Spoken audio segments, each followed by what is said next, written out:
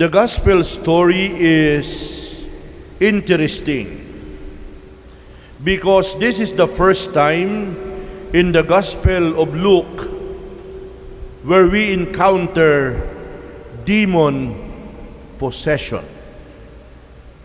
This is the gist of our gospel reading for today. It is about a man with the spirit of an unclean demon.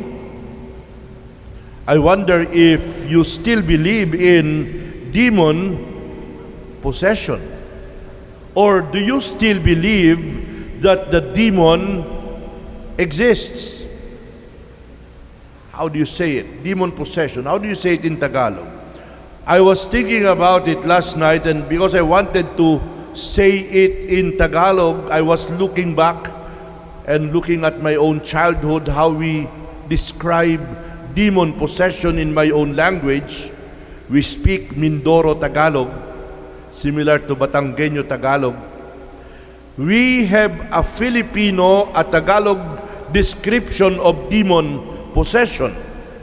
We call it nasapian, may sapi, or sometimes we call it nasaniban, may sanib. But sapi in Cebuano is different because sapi is shortcut for salapi. And when a person says, "Why sapi?" it means he has no money. Wa ko'y sapi. Nasapian, may sapi, nasaniban. My dear brothers and sisters, the ancient world believed that the air, our environment, was thickly populated with evil spirits that sought entry into people.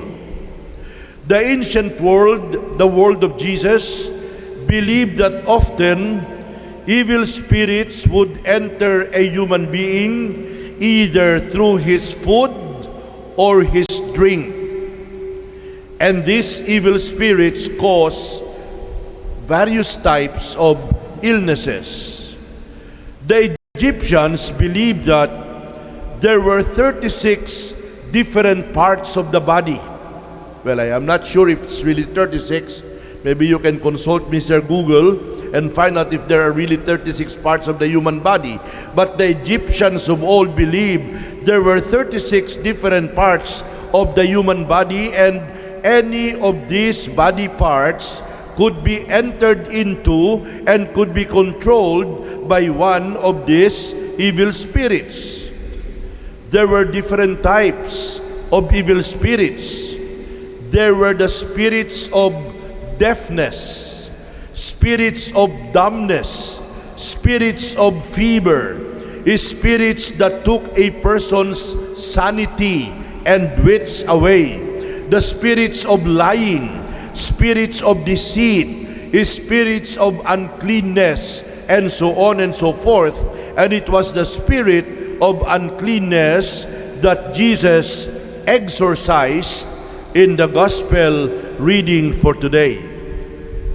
Fortunately or unfortunately, modern man, we ourselves included, there are some of us who regard belief in spirits as something Jurassic, something primitive, something superstitious, especially those who live in big cities. They have outgrown belief in evil spirits, but our Lord Jesus seemed to believe in them too. There are several explanations, and let me cite the different explanations about belief in evil spirits. Number one, our Lord actually believed in the existence of evil spirits. That is why when we pray the Our Father, when He was teaching the Lord's Prayer to the disciples, He said, among the things that you have to pray for is, deliver us from all evil. Deliver us from all evil. Because there are demons, there are evil spirits all around us. The second point, our Lord, is possible that He did not believe in the existence of evil spirits, but the sufferer in the gospel reading believed intensely, and Jesus could cure people only by assuming their beliefs about themselves to be true. So if you are sick and somebody says to you, there is nothing wrong with you, you are not sick, that is no help. The reality of the pain has to be admitted before a cure can follow. And the people believed they were possessed of devils, and Jesus, like a wise doctor, knew he could not heal them unless he assumed that their view of the trouble was real. The third and final point, modern thought has been swinging round to the admission that perhaps there is something in demons after all. There are certain troubles that have no physical explanation.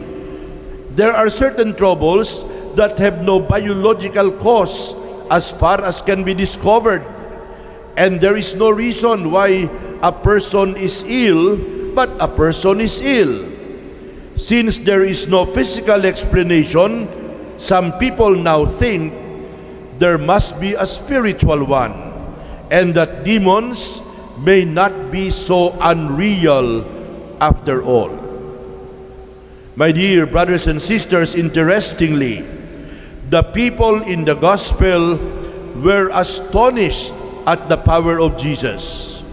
The East was full of people who could exorcise demons, although their methods were weird and wonderful. For example, an exorcist would put a ring around the afflicted person's nose.